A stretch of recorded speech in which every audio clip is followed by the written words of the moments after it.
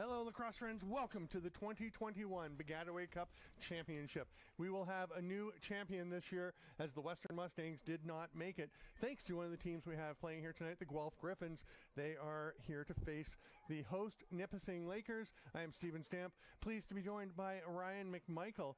And Ryan, we're going to be taking a look at our players to watch and the keys to the game. Right now, everyone, welcome to the coverage on Lacrosse Sportsnet. We're very excited to be on LSN. And if you're on the Kufla YouTube channel, welcome as well, of course. And Ryan, I believe we're going to go to the players to watch here in just a moment. When that pops up, we'll jump to them. But I think they're pretty central players to both of these teams' chances.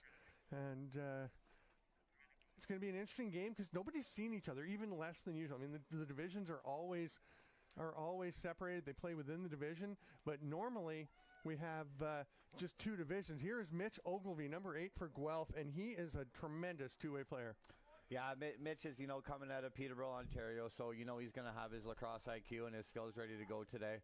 And it's going to be a good game, as you say, Stamper. A lot of kilometers between these two teams, and then we're going to see what happens here off the draw. Yeah, we are actually underway. We didn't think we were starting for another 5 minutes, but away we go. That is Scott Dominey up on the screen, and he will be so central to Nipissing's chances. Now, you think he has to have a huge game for them to win. I think they have focused much of their season around developing a balanced attack. Yeah, I would say for Nipissing to have a fighting chance here, Scotty's got to have at least, 4-4, a 5-4 game, basically. Just take over like the NLL caliber lacrosse player that he is and just control the pace and control everything that their offense is going to do here this afternoon. Yeah, I think Dominey really opened a lot of eyes to people who weren't really aware of him when he started playing for the Toronto Rock. Then he was drafted by Panther City, which I thought was a great pick, and then they traded him to the New York Riptide. Meanwhile, Guelph is setting up for the first possession. They edged Western in a heck of a battle. We'll get to some of the details, but that's the first goal of the game, a rip from the offside. That was Nicholas Volkov just bouncing one far corner. Yeah, it's basically just create a little bit of space and dodge with speed here, right? He just does a quick little shake dodge. He goes to his strong side, a little alley shot, and it's field lacrosse, right? You got to put the ball on the turf. Every bounce on the turf, it's going to go a little bit different. So I think we're going to notice a lot of bounce shots today and a lot of shots at the goalie's feet. Volkov, not the guy you think of when you think scoring. He had 1 goal this year for Guelph. You think of a Mark Wilson with 12, Connor Watson with 11, Mike Berger with 9. Mitch Ogilvy, who's right in front of us in the broadcast booth, wearing number 8, had a handful. And it'll be interesting to see if we get some spread scoring for his teams. Prepare for what, based on what they've seen on the video over the course of the year. So sometimes you get to Piscataway and teams throw a bit of a wrinkle. Yeah, you can do all the prep that you want, right? But when you get down to crunch time and you get into the finals here, everything kind of goes out the door, and you got to worry about yourselves and worry about your game plan and just attack with all of your strengths and try and capitalize on other guys' weaknesses. The youngster Zach Tarr, number 16, throws the pass cross field to Carter Tate. He tries to drive through, and there's Ogilvy just pinwheeling the stick out of his hands. And we're going to have a violation, but Guelph will get the ball. Mitch, he's just all over the field today. You can see him. Always. He attacks the back on the slide and then just busts all the way over to the field to get the loose ball and make an easy clear for Guelph. Yeah, check out my Lax Beat podcast, available wherever you get your podcasts, or go to the Lacrosse Link website. And actually spoke with Mitch Ogilvy and number 1, just playing defense there for Nipissing Lakers, Quinn Harding, a pair of all-Canadians on the podcast. We also spoke to goalie Emily Van Dam of the Trent Excalibur, who just won their 2nd straight OUA Women's Field Lacrosse Championship. Here's a rip from the outside. It's actually a pass. They're going to give the ball back to Guelph. That was a pass, right? I hope so. Yeah. I hope so. So a bit of a break for the Griffons to get the ball back after the hard pass from John Weller. Bryce Dennis ripping that one. And Nipissing will get it back. And here's Wyatt King with the ball. He is central, as goalies so often are, but both these goalies have been instrumental in the success of their teams. Well, and that's kind of the key to field lacrosse as well, right? You're going to see a lot of shots, and your goalie has to be one of your best players on the field at all times. Ward Loveday gets the ball, maintains it as he's knocked to the ground. Terrific job by the defender. Now he is looking for some help. Dominey comes, and the pass will go to Dominey. Loveday goes back to his position, and Nipissing sets up.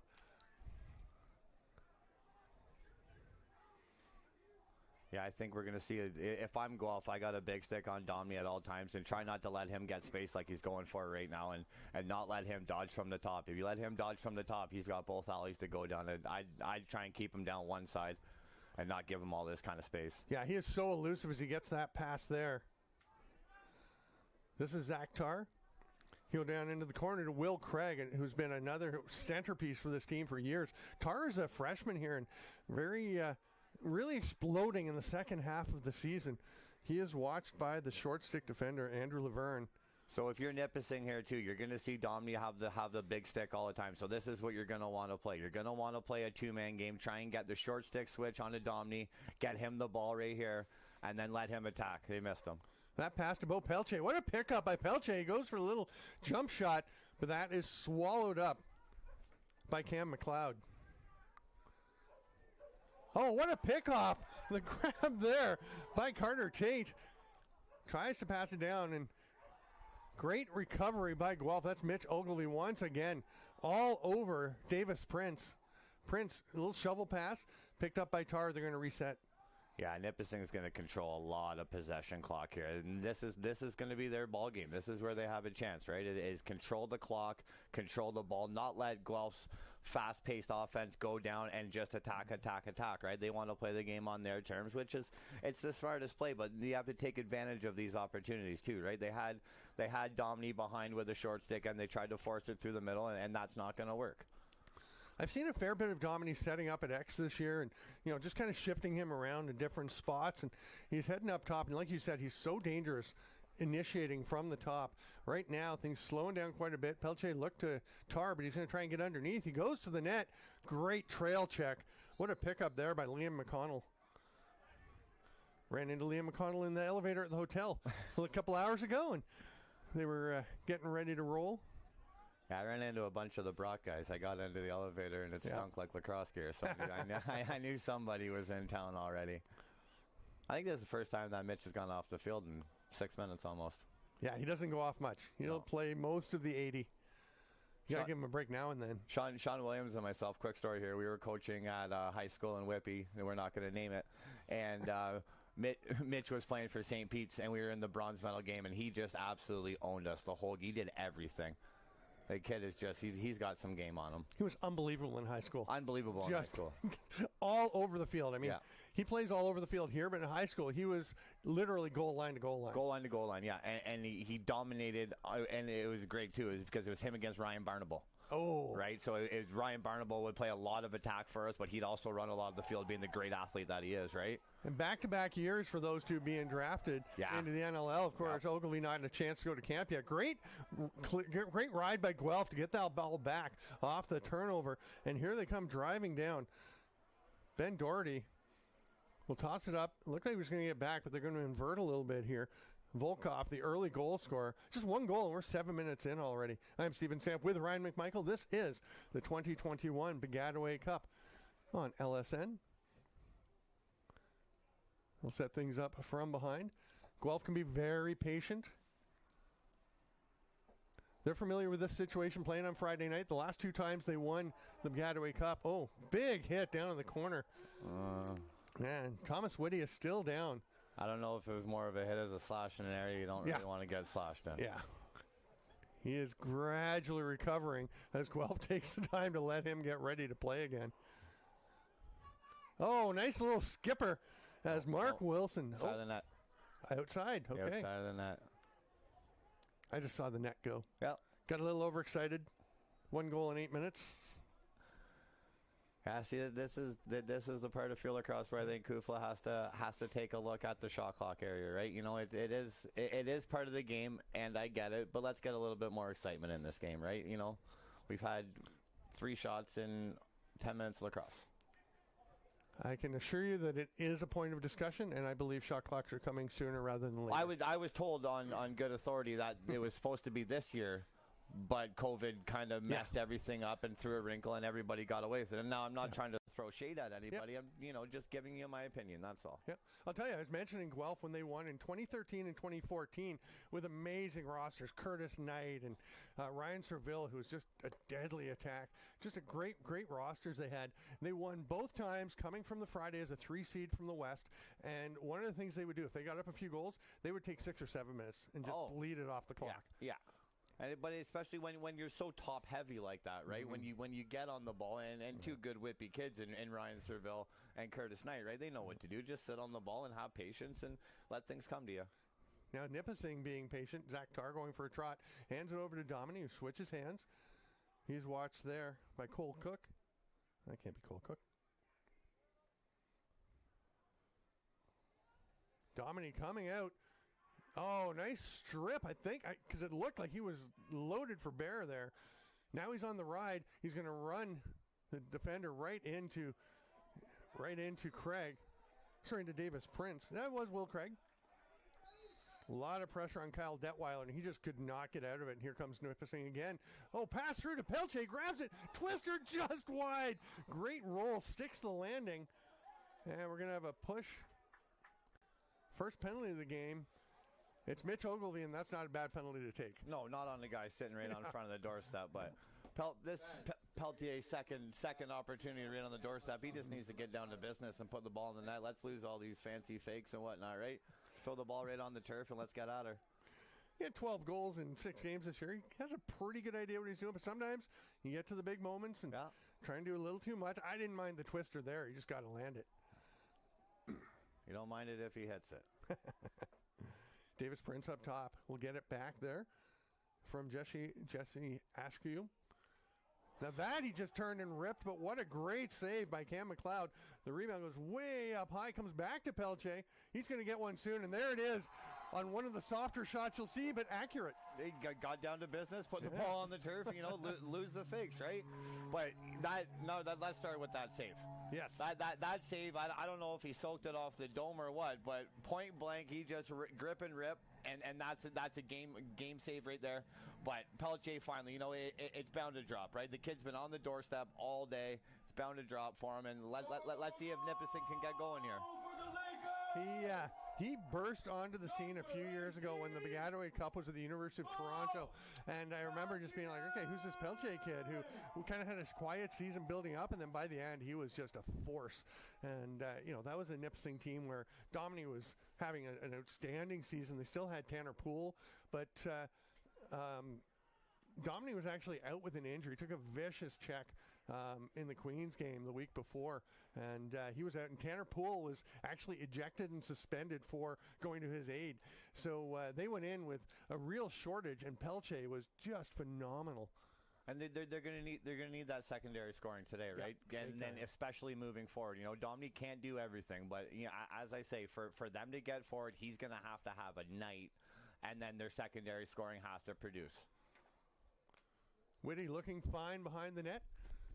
We're in the number 3 back there. Comes back up top to Volkov. Near side to Doherty. Again, very patient by Guelph as they look to regain the lead. Here's Whitty. So, hand switch and he swim dodge. Gets the shot off, but another save by Wyatt King. Yeah, that's good. Just tracking the stick right there, right? Goalie keeps his stick over top of the attacker's stick, and he just tracks the ball, and it just basically looked like a pass from the crease. Wow, Zach Tarr covers some ground, eh? Yeah, that kid's got some legs on him. Yeah, he can move. And Thomas Whitty with all kinds of pressure on King. Nipissing very patient, bringing the ball forward. And I don't think Guelph wants to let them do that. I don't think they want to force them because Whitty was right up there. There's a hard rip, another save, and McLeod catches that one. And the outlet pass. Here comes Mark Wilson. Nice little lob ahead to the defender, Thomas McDonald. Is he going to let it rip? No, he goes down low. Hard bouncer, but Berger just a little bit wide. Yeah, I think, going back on what we're saying there, Guelph's going to play a little bit more running gun, a little bit more Canadian box style, and the coaching staff in Nipissing with Reggie there, he's an experienced Timo guy, right? He knows slow the play down, let the play come to you. So I think we're going to see two very different contrasting styles here, which, could make for a fun game. It could make for a soccer game. Great strip there by Will Ferguson getting the ball back for Nipissing. And again, the patient clear. Here's Quinn Harding getting the ball. Pretty nifty little move. Dodging past Berger. Now he needs some help. Yeah, this is where the short sticks got to present themselves. He didn't get it, and it's the turnover the other way by Cole. No, you see, there's the coaching staff, right? Reggie notices that they're in trouble, and there's the experience of a great coaching staff right there. Reggie notices he's in trouble and called timeout right on the far side before they get stripped. Friendly reminder to please pay close attention. So after the strip, but before the possession. So that's perfect timing. Yes. Yeah. So Ryan, we're 13 and a half minutes into quarter number one. I'm Stephen Stamp with Ryan McMichael. It is 1-1 Lakers and Griffins. I was saying, instead of the normal two divisions this year with East and West with 7 schools in each, we have to divide things up this year because of COVID protocols. We're going to run through some highlights here, but it is 3 divisions, and just 4 teams in 2 of the divisions, 5 in the other. McGill not able to play this year. We'll hear some more about that later. There's the first goal from Volkov. Ryan, why don't you? We're just it's just a quick split dodge from the top, right? Get some space and then attack with speed. Fans, the Nipissing Lakers would like to acknowledge the support of. And here's Nipissing's first one, right? We got. Oh, there's the slash that. Yeah, we don't really want to say where that one went, but I think everybody at home can see it. Well, and there's Pelche finally, getting one to drop, getting the monkey off of his back, and then hopefully Nipissing can roll from there. And wow, how about the presence of mind from Thomas Whitty to be in clear and exceptional discomfort, kind of drop to his knees, still not just throw the ball, but make sure he knew where a teammate was, and then roll it over to him, and then suffer. Yeah, no, I was surprised that they didn't call a timeout there, right? The coaching staff seeing that he's in trouble, and then that could have been a turnover and a quick transition place the other way too. So. Zach Tarr will come to start with possession for Nipissing. Thank you, everyone, for being with us here at the 2021 Piscataway Cup on LSN. Make sure you check out Lacrosse Link. It's my video interview show, weekly, 9:30 p.m. Thursday evenings on LSN. It's a good show. Nice little self-pump there, eh? Thank you. I like it. Somebody's got to do it. Well, you got to pump your own brand, Stamper. Why not, buddy? There's Pelche. We'll lob it up top to Domini. Switch his hands to pass it over to Tarr. Yeah, Nipissing is not in a rush at all here tonight.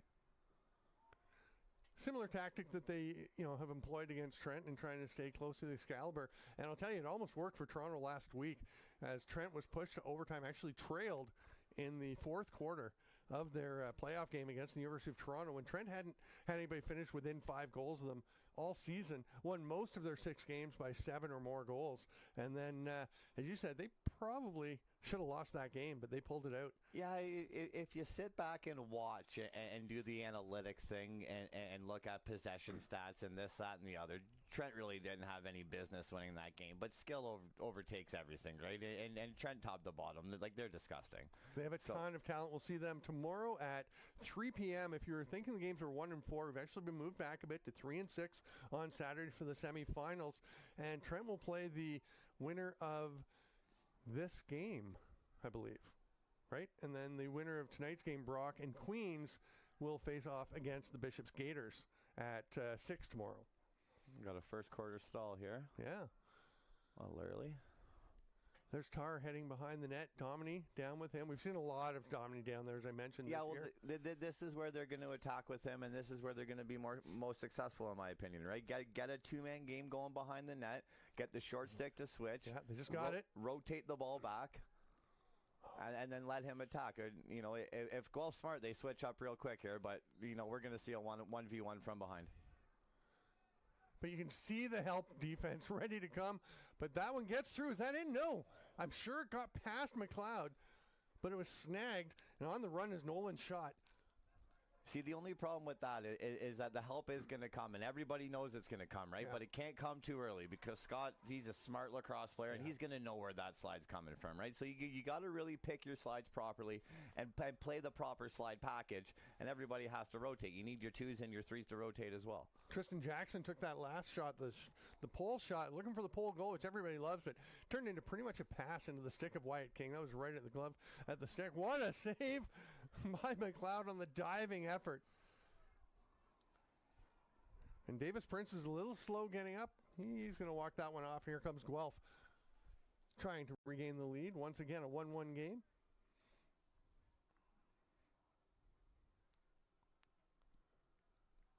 Doherty across to Mark Wilson.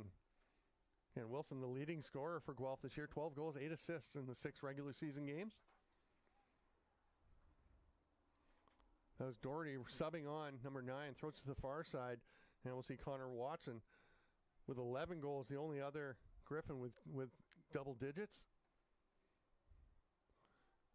A little slip there, but nice recovery by Volkov. Interesting, Thomas Whitty up there playing attack. He plays some midi. He kind of moves around, but I mean, he's a defender in box. And for the Rochester Nighthawks, they love him. They took him out of St. Catharines. Here's a dodge from the top, and they just collapse on Volkov. It's loose, but Doherty was the first guy in there. He can't come up with. Oh, he does come up with it, and evades everybody. What a recovery by Doherty. Yeah, I think that probably should have been one of our keys too. Is controlling the ground ball game, right? You know.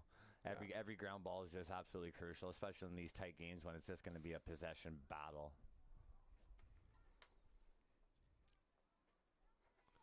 Hard outside rip, little sidearm changing the plane, and Mark Wilson gets that second goal for Guelph. Yeah, that's shot from distance too. If we got a 2-point line there, that might have been close by, right? But I'm thinking Nipissing's goalie is going to think that might be one that he's going to want to have back. Yeah. You know, it was kind of across his body. From distance, you know, he had a good look at it. It's right in front of him. He's got a good look at it, so I'm thinking he's going to want to have that one back. Boy, you want the shot clock? You want the 2-point line now? Yeah, well, you know, it's got to demand the best. We just caught the celebration on that one.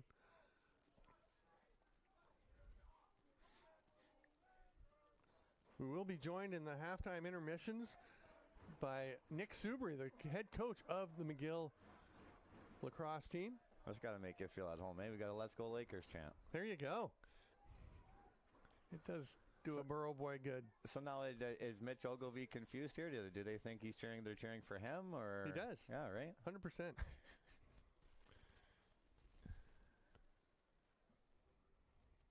He's been in Griffin for a while. But he was also a Laker. I mean, obviously not this summer. Oh, there's the rip. Nice overhead by Michael Berger. Boy, he just quietly plays his game and then jumps up at big moments, I find. Yeah, it's another one, you know, a shot from distance, but it's a little bit of an angle, but we notice where all like the 90% of the goals are going in now, right? It's the bounce shot slow. Let's attack the feet, let's attack the turf, and just let the turf do the work. But it's a good dodge from behind, you know, a little 5-and-5 outside shot.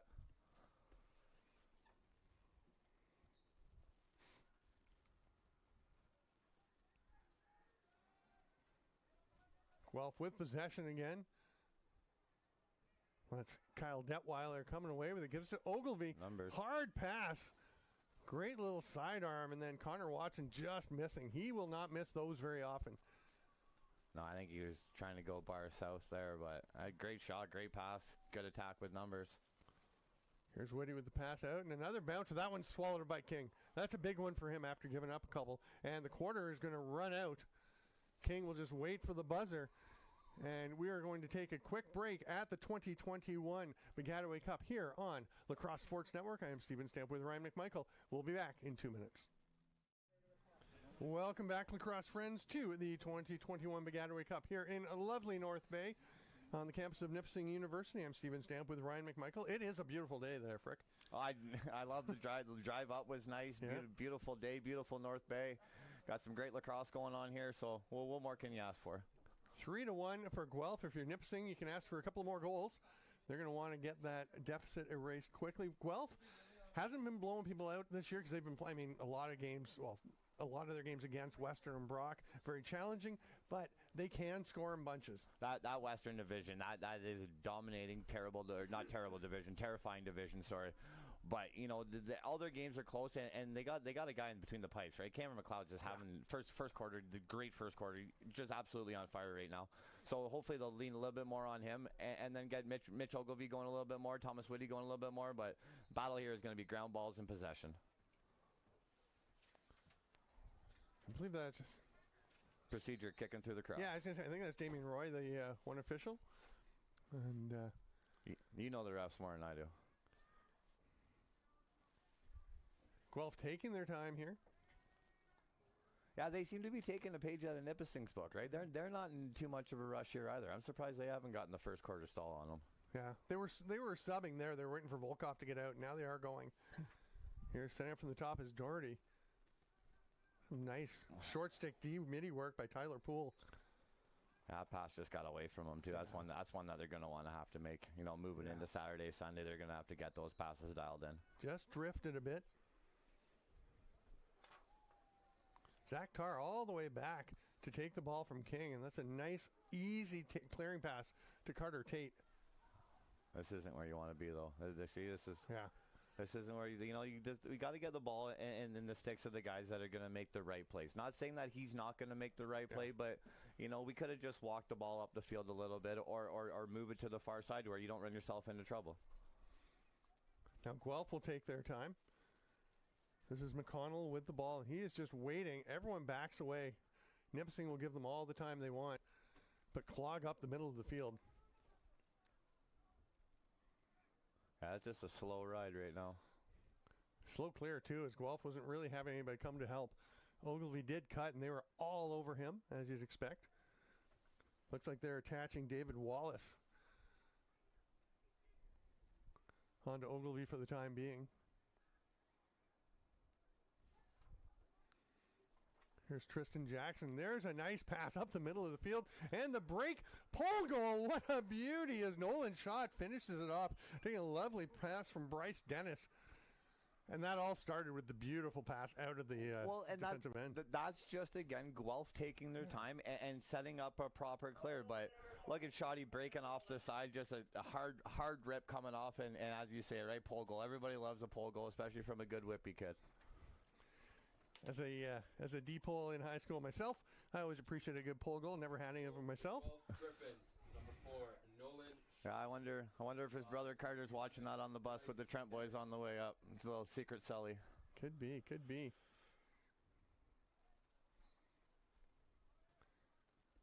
Quite a battle. Yeah, Guelph's really dominating the axe here. Yeah, picking up most of the ground balls, winning most of the clamps. Yeah, and even again, like you said, getting the ground balls off the faceoff, even when it's not a clean win. Could we have another one? No. But a beautiful finish by Berger. What a great decision by Cole Cook. Yeah, Berger's not missing that one, right? No. He just kind of crank it right on the top of the crease, and if the goalie saves that one, right on. But, all this, again, it starts from the faceoff, right? Faceoff X is going to be so key throughout this whole weekend. Whoever dominates the faceoff X is going to dominate most of possession, and right now it's Guelph. Right, Guelph's winning the clamps, they're winning the ground balls, and then their wing guys are just being a little bit more hungry, a little bit more dominant on these loose balls. Domini going in to take the face-off for Nipissing now. Michael Berger. I think that's just him taking control, saying, I got it. I'm going to do this for us, and he gets it. Well, and again, right, it's just the presence of Scott Domini, right? Like the Guelph guy, you look up and you see an NLL pro in your face, right? You're gonna be a little bit quicker, a little bit jumping the gun, and then right there, that's what he did. He jumps the gun, and that's what Nipissing needs, right? We talked about at the start of the game. He's gonna have to dominate. Here's Tarr coming in, backs off, nice slide there by Ogilvy again. That rip is high, and that might be Guelph ball. It is. Nobody backing up for Nipissing. I also love the presence of mind. Domini went and grabbed the face-off twig to take that face-off. As soon as the violation was called, he was calling someone over. I believe it was Zach Tarr to come and take the ball so he can go and switch his stick out. And now he's on the bench just questioning why we're shooting that ball so early in the possession and with no backup. Without our best player on the field. Yeah. Right? Nipissing's best player is changing, so I don't understand why we're shooting from 20, 30 yards out. Well, he was on the field, but he was like 3 steps on the field. Yeah. Potato, tomato.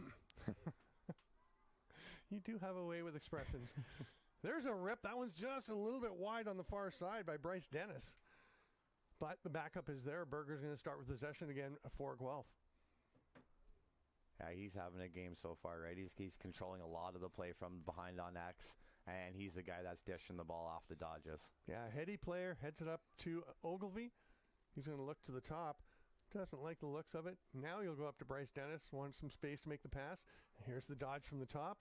bounces off the defender and rips it in a goal. Again, cross-body, and yeah, you're just putting your head in your hands because you think Wyatt King wants that one back bad. Yeah, that's another one he's going to want back. It's a great, I don't want to take anything away from the shot, okay? It's a great shot. It's a great dodge. He put the ball exactly where he wanted to put it. But that's got to be a save. For Nipissing to move forward, that has to be a save. Here we go, and it's such a physical dodge. You can see the shoulder just put down. Oh, and like that's what we're talking about with Nipissing as well, right? We're trying to get Scott Domney up top, attack with speed. That's exactly what Guelph's doing. Guelph's rotating the ball once, maybe twice if they have to. They're getting their gun up top, and they're dodging with speed every single time. Again, Guelph with the ground ball. Great pressure by Domney, but the pass getting it away. What a play by Thomas McDonald under pressure. Now we have a penalty coming. Number 11. Yeah, they got Scotty on a hold there. He got a little over aggressive on his check. I'm not going to say I disagree with it, but I don't agree fully. I concur. I thought he just kind of fell off. Oh, he's just getting aggressive, right? He's trying to make something happen, and I think as a referee, too, you got to realize that like time, situation, place, right? It's a 6-1 game. This is Nipissing's best player. He's going to push pace, and he's going to try, and there wasn't anything egregious. And you and I are both box first guys. Love the field game, but we are used to a little higher level of physicality. Well, yeah, and again, as I said, he didn't try and outside rip just a bit wide. Oh, camera guy, heads up. That was Connor Watson on the feed from Ogilvy. Berger once again will initiate. He does have the pole Ward Loveday on him. Oh, what an outside shot by Mitch Ogilvy, changing the plane, and wow. Yeah, see, I was waiting for this to come. Is we're seeing Mitch a little bit more on the side. Now he's kind of rotating a little bit more to the top. We have the guy dodging from X, and once the slide comes, Mitch is wide open for a two-step drop there. And again, with low to high underhand, it's a beautiful shot. As you say, changing planes, right? You got to keep the goalie guessing, but not too many goalies around are going to stop that one right now. Speaking of Mitches, while you have a second, you want to give a little quick shout out there? Oh, yeah, Mitchie. My brother Mitch just had his second kid. Congratulations, buddy. Everybody's happy, healthy, all that good stuff. So, congratulations, Mitch, Jessica, Lachlan, and Lincoln. Lovely. And 7-1 now the score. We're going to get that up to date for you in a second, as we have just over 12 minutes to go here in the first half. Again, at halftime, we will be joined by Nick Subri for coach's comments. He is going to let us know what he would be telling his teams. Oh, what a rip by Tar on the run, sidearm, and just looked like he placed it right off the hip of McLeod. Yeah, it's another good shot there. It's hopefully this one gets the boys rolling a little bit, but again, we're dodging from the top. We're slowing a little. We don't get to see the replay here. Hopefully we can rewind that one back a little bit, but we're dodging from up top. We're hitting an alley, and then we're shooting to spots, right? We don't want to just shoot to shoot. We're not trying to make these 20-yard passes to the goalie. Let's shoot to spots here and try and really bear down, and we're only 5 back, right? So let's pick up the pace a little bit and get going. So Nipissing draws back within 5 goals. And we had a discussion before the game that Parsa, the PA guy, said, hey, he gets pretty excited when the Lakers score. And I said, I'm sure. We didn't think it was going to get picked up by the mic. If it did, that's just the enthusiasm coming out. We love it. Hey, he's got to rep his school, right? He's here to do a job. Right? Got to rep his school. I like it. Shot coming up. He's going to pass it off this time, not go for another pole goal. Here is Whitty. Hands it off. Going to let Watson initiate. Actually, he'll go up to Ogilvy. Finds Bryce Dennis. And the last man subbed in there is Matthew Allen. Or number 24. There's Allen taking that pass. Well, starting to get a little deeper into the bench, getting everyone some chances. You need to have depth to succeed. So you want to get everyone some time, some reps, some touches, get them comfortable before you're into a game that, right now this looks like Guelph has fairly good control over, although they're certainly not going to get comfortable in this situation. Well, especially if you got to play the 3 games, right? You got to play the 3 games. You're going to need 18, 19, 20, A little drop pass there by Whitty, and they eventually come to Ogilvy. That one was a little high. He's shooting for spots, though, right? Aim small, miss small. Whitty coming out from GLE. That pass gets away. It's being tracked down. Can Dennis get there? He does before it can be reached by Bo Pelche. Allen over to Ogilvy. Berger goes back up top, and now they're going to let Watson have a run. Sorry, Bryce Dennis. Oh, back up there. Berger was almost at the end line when that shot was taken. No question they were getting that back up. He's dodging from X. Everybody high, a lot of room in here. They all come bearing down. Nice catch by Wyatt King. Yeah, so what they're trying to do is they're going to separate across the line, right? So they're going to bring everybody maybe, let's say, 10 yards north. Oh, fast break. Yeah, here's a chance. Oh, and the pass Good down stick. low, that may have been tipped. Good stick. No, I guess not. I'm saying it was tipped. I thought it was tipped. I'm saying it was tipped. That was a great stick by the D guy. Yeah, Nipissing thinks so too. Jason Rogers on the sideline, arms spread, and another coach on the sideline. Yeah. They just can't believe they didn't get possession. Oh. But that's the lacrosse gods getting it back to them. You took the words right out of my mouth. Lacrosse gods, right? And Quinn Harding gets it back up the other way. Will Craig's going to pull it out. Thought he had a lane there, but it was taken away nicely by Jackson. So they're going to initiate. Here's Domini. Yeah, Nipissing really has to capitalize on this possession right now. You know, they're only down 5 shots, but time's dwindling. It'd be nice to get this into maybe a 3-4 goal deficit at half. I love this matchup. Zach Tarr on Mitch Ogilvy. No help. I thought he might get a little bit of a pick there, but Pelche soaked that one by accident. Yeah. Dominic switches. Oh, around the world attempt there by Davis Prince, and then he dives to the end line. Not quite sure what that was about. Race to the line. He wasn't the closest guy No, on his own team. He thought he thought he was. You got to give him credit for the effort. A for effort. A for effort. It was very dramatic. Very, yes. He knows you're here. There you go. He's looking to get on the pod. He's looking to get on the pod. Hey, there's a chance. He's had quite a season. He is a heck of a player for these Lakers. Look at Zach Tarr just fighting his way through the cheeky little shovel shot, but not quite enough to get it past McLeod. Yeah, I don't know if that's the guy that you want doing that though. You know, if it goes in, he is. If it goes in, he is, right? But a lot of this offense in Nipissing has to be running through 13 right now. Yeah. And it's not. You know what I mean? Like, he's getting the right matchups, and he's playing the right game. You know, I'm not saying he's doing anything wrong. I just don't think he's doing everything right. You know what I mean? You want the stick. You want the ball in your best lacrosse player's stick. And to me, that's 13. What a perfect clearing pass a couple moments ago by Tristan Jackson to get Guelph out of their end just above the stick of the Lakers defender. Yeah, I think that's one thing that Coach Rudge is going to really touch on at halftime here is the poles locking off on the attack guy. So that easy 30-yard, 40-yard clear pass isn't there, right? Because that's killing them right now. Yeah, they're just finding those holes. Right? And then it's an easy clear up the field, right? And then they're right into an offensive set. Ball's loose. Hustling after it. Oh, wow. Oh, you can't just run over center. Mark Wilson. I was wondering for a second if the rule had changed, as he just picked it up and seemed to have no problem. He could have stayed on side. I don't know what was it, over back. Yeah. Oh, okay. I didn't know there was over back. Well, if there wasn't, you could kill 15, 20 minutes at a time if you wanted to. Toronto would have implemented that in the game plan. Right. Pelche, the off-balance shot, almost got the ground ball, but it is snagged. That pass a little much, but they do have a backup there, and Thomas Whitty will take it into the offensive zone. He's got Doherty with him. He wants some help. Yeah, he wants numbers, but yeah, he wants Volkov coming. Again, they did possession game, right? They're up 5. They're not in a rush. That's where you're trying to strike the balance, right? Because we talked about Guelph is a push the pace, take the fast break when it's their kind of team.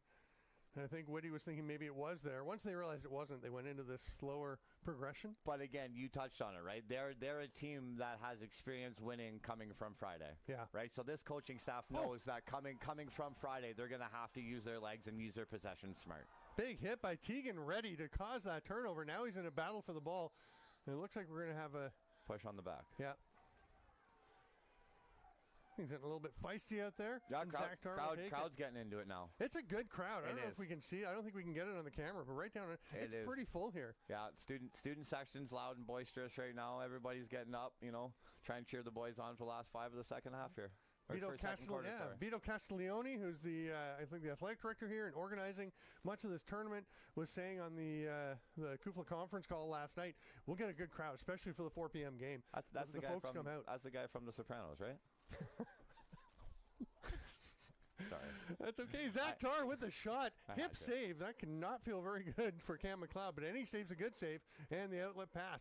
Now they're going to try and push it. Yeah, Here's Andrew Laverne. We got a flag down for Nipissing here. Checking the crease, I think, is coming up.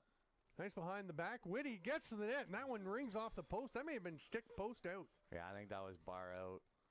I don't know if the goalie could have got a chunk of that one, but that was bar out. Please pay attention. Please play close attention. Interference call. Balls may leave the playing area. So a little edge for Guelph here to try and extend their lead with just over 4 left in the half. We do play 4 20-minute quarters still here in Kufla, with stop time just in the last 3 minutes. And if we go to overtime, that's all stop time. It is sudden victory overtime now, which is pretty cool. I prefer that to play the full periods. Yeah, sudden victory is exciting, Mitchie. Oh, and that was a lot of net that Wyatt King gave him. That whole side was open. Mitchie's not missing that anytime, I don't think. But again, like, the rotation for Nipissing's a little bit too slow. I understand this is a power play, but Mitchie just steps into the side here, and he's got, 1, 2, 3, almost 4 seconds before anybody even comes to him, And he's too good of a lacrosse player to miss that shot. You can't give him that a kid that quality, a kid of that caliber, that quality of a shot. Yeah. It looked like King, as we have a timeout now, I think, from Jason Rudge. I think he just wants to settle his lads down with the... is that 8 or does that make it 9? They threw a 9 up on the scoreboard for a moment, but I've lost track, I got to admit. Yeah, I think that's 8. Okay. I think that's 8. But yeah, Rudgy's just getting everybody, take a breath. Right? Yeah. We still got, 43 minutes of lacrosse to go. It's field lacrosse. So you're going to get 6 shots. Yep. They're only down 6 shots. You're going to get 6 shots, right? But it's the small little things I think Rudgy's talking about right now. It's the face-off X. They're getting absolutely dominated face-off X, right? Ground balls, Guelph, I don't know. I don't have numbers in front of me, but I'm thinking it's probably 70p for Guelph right now on ground balls, right? Yeah. And then you got McLeod. McLeod's probably faced I want to say 13-ish shots. He's only let 2 go by him. They're not all of the highest of quality of shots, what we talked about, but a shot's a shot, and there's no such thing as a bad shot in my mind, right? So it's just the small things I think they got to clean up, and everything's going to be fine. As I mentioned, Nick Subry will be here, the McGill head coach, at halftime, the first part of the halftime break, and he will be doing coach's comments about what he would be saying to the teams in the dressing room if he were coaching them today. So we'll get his comments, his thoughts on both teams, and then the second half, the back half of the halftime break. Ryan, you're going to be grabbing an interview now. We don't know if your intended target for this game is here. I haven't seen him, but you'll have about 4 minutes to go and find him. Yeah, I think I don't know about the first game here if we got time, but I think second game we're going to have Trent head coach Mark Farthing on, and try and pick his brain a little bit and then see what kind of game plan he's got for the rest of this weekend. And like I said, you'll have 4 minutes to find somebody else if you need to. Oh yeah, lots of time. I'll just start hollering at people. Right? We'll be right up your alley. Oh, I'm not loud, am I?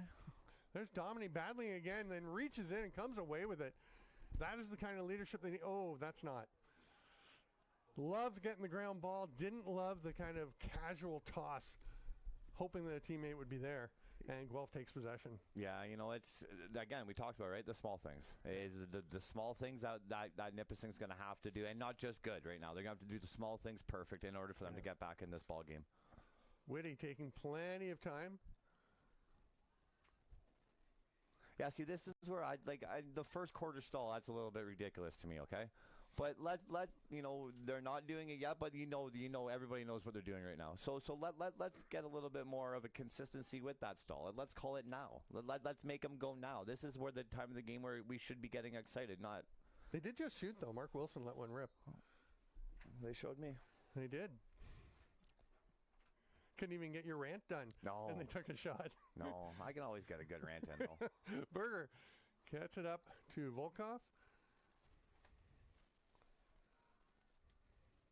Wilson's going to get it back here from Doherty. And Volkov taking his time, heads it down. And Berger's just kind of lurking on the far side. I feel like they're trying to set something up He's going to take the pass now. Well, you can see like they're slowly giving him a little bit more space and a little bit more space, and now he's going to where he wants to dodge from, which is the far side, and attack the whole other side of the field. And he gets the ball as he's set up there. Loveday with him, a little pick. Getting some intensity, picking up for Guelph. We got a short stick matchup on ball. They just switched off, but we had a short stick matchup on Berger with Domney. That would have been fun to watch. Now they get Quinn Harding back on Berger, as Loveday will travel with Whitty. Out to Doherty. Here we go. Initiating from the top. Watson. Nice soak. Oh, great soak, and gets the ball. Sorry, that was Wilson with the shot, but Dominic with the stop runs through the check. Here they go. He surveys. There's the pass to Pelche. Foot save. I didn't love that shot. One more. I guarantee you right now, Rudgy's yelling at him, one more, because he had the guy naked in the middle. Yeah. It's hard. I get it. Pelche's a scorer. He's on top of the crease. He feels like he's got a spot, but, I mean. One more. McLeod was right there. One more. Whitty. That's one more pass. One more. Sorry. Yes, one more. Meaning that everybody on the field is yelling at him, make one more. Because, like, you want to call a spade a spade. Scott Domney could have shot that, and I like that shot a lot more from Scott Domney than I do from that guy on the low crease there, right? So you're looking give and go. Give and go, or Domney hits him low. He takes that one step to Pager and then drops it down low far side to the other guy, or even the guy that was naked in the middle. Yeah. Right? He had two more options, and again, I'm not criticizing, but that's a little selfish. Right, you try, and I understand. Right, you're trying to get the boys rolling. I get it. One more. Yeah. 8-2, the Guelph Griffins lead over the host Nipissing Lakers. I'm Stephen Stamp with Ryan McMichael. Very pleased to have you here with us on Lacrosse Sports Network for the 2021 Big Adaway Cup, and we are stoked to have lacrosse back. Missed last season completely for Kufla. So many things canceled, limited. It's pretty great to be in a booth. I got the chance to go to Winnipeg in the summer for the World Juniors, and it felt really strange to be on the mic. And I mean, this is what I do. Yeah, I got a little lucky, and I locked in with Sean Williams and the Whippy Warriors Junior A, and then and the future stars. So I got a little bit to wet my whistle at the end of August there. But no, it's great to be back. It's great to watch some good quality lacrosse. You know, I've always missed being in the booth with you, so that's always a good time. You know, and I get to talk about what I love. Right? What more can you ask for? You get to sit here, have a good time, and enjoy some good lacrosse with some good people. So it is a nice booth here. I like the setup. Remember, the first game we ever called was a CLAX game, and we were sitting in the seats, just in some of the fan seats at the now the Tribute Community Center, the GM Center at the time. Yeah, and calling some CLAX, which was pretty fun. No, we were Arena Lacrosse League then. Was it Arena already? Yeah. Okay, first year of the ALL. First year of the ALL. Triple header. Yeah, that was a long day. Oh yeah, I had to play in the third one. Right, right. You abandoned me for the third game. Third one. I don't know. How did that season end up? I'm not. Oh, be quiet. Not quite sure. What happened there? You may have scored a fairly critical goal in the championship game. I forgot. That's right. Yeah. You forget a lot of things, and that is not one of them. Wendy, how you doing, buddy? Good seeing you again. 44 seconds in the half. We'll get back to the game here. And Guelph taking their time, probably looking for a last shot. Yeah, Whitty's just going to back away. Quinn Harding following him. Yeah, so here's Frick's thoughts here. We're going to have a two-man game from behind the net. We're going to look for Mitch Ogilvy on the top, and we're going to see an alley shot. They come over to Watson. He's looking at Ogilvy, who is watched very carefully by Tyler Poole. Dodge from the bottom and have him. Oh, he's going to attack from the top. Oh, see ya. Oh, he's got a bit of space. Passes down low. That's dangerous. Oh, what a save! Wyatt King robs Thomas Whitty. Save of the day. Oh, he's hurt too, though. What a save, but he's hurt. And the gloves off. 22 just blew up that guy as well afterwards. So I don't know what they're calling, but a great save at the end of the half. Great slide. I think the penalty was from the far side. I don't see how they can call a penalty on that crease slide, because that's a great slide and a great legal body check. Yeah, let's see it again. There's the pass down. There's the save. That is a big hit. That's beauty. Yeah, it's a great hit. Yeah. But I don't know where the flag comes in here though. Second quarter. No, I don't see it. So it was actually thrown middle of the field and shot to the far side, and that will do it. They're going to run off the last 1.7 seconds. The big story of Cross is, of course, is Wyatt King okay? We're going to take a quick break. We'll be back in 2 minutes with Coach Subry. I'm Stephen Stamp with Ryan McMichael. This is the 2021 Piscataway Cup on LSN. By Coach Subry, we're going to have Coach's comments. So if you are in, let's start with the Guelph. They're not actually in the dressing room. If you're on the Guelph sideline where they're staying warm, what are you saying to them? I think for the guys, I think they're playing a great game right now. I would keep up the intensity. I think they're winning the middle of the field, and that's why they're winning the game. They're picking up all the ground balls, so I would just push towards, in a game like this, especially when you're up like this, is to keep chipping away at it little by little, not to do anything crazy, not to start doing any, trying to score. Everybody tries to score a goal. It's the playoffs now, baby. All you need is to win this game by 1. So just keep pushing away, keep scoring goals, and keep defending like they're doing. So don't try to do too much, and in doing so, open up the opportunity for a comeback. Exactly. Yeah. Just keep it simple. I mean, they're winning the ground ball game, and I think if they keep winning the ground ball game like they are, they're going to win the game. Now, Nipissing did go off to their dressing room, and there might be something quite different to say to a club that's down 8-2 on the home turf.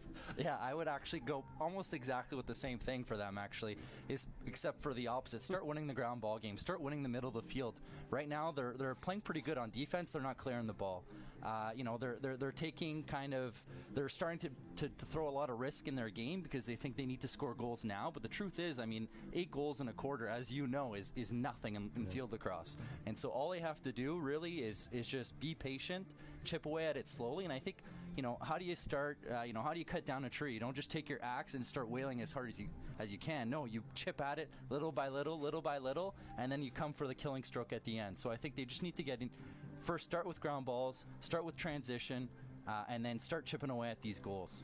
And I would say take an edge, take a cue from their leader, Scott Dominey, who is out there. He's like, I'm going to take the face-offs. I'm going to go after the ground balls. He's doing everything for them at this point, but don't try to do too much. We mentioned the one play. I don't want to diss Scott because I think he's a great player, but he made the great ball, gets the ground ball, and then kind of an odd little one-hand, no-look pass that turned it over. So you wanted to try to do everything, but don't try and do too much. Yeah, and at the end of the day, it's tough from an outside perspective as a coach, or even from up top here. You see guys have a lot more time than they think, right? Like in that play, all you have to do instead of throwing the ball backwards is take 2 steps back to his goalie and do a forward pass instead of trying to do an around the world one-handed pass. That's high risk and literally low reward, right? You're just making a pass. So I would avoid that in the coming plays. Yeah.